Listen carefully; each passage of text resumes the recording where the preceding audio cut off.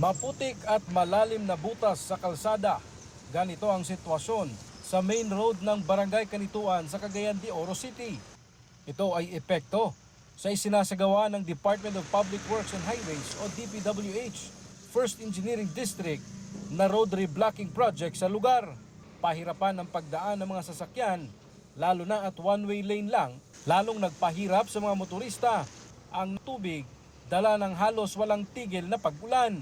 Maraming aksidente na raw ang nangyayari sa lugar. Delikado kay kuan ng mga single, labi na sa mga single murag batumba. Agay anong kuan ka balasan. Di mabantayan ang lubak. Oh, di mabantayan ng lubak kay puro sa tubig.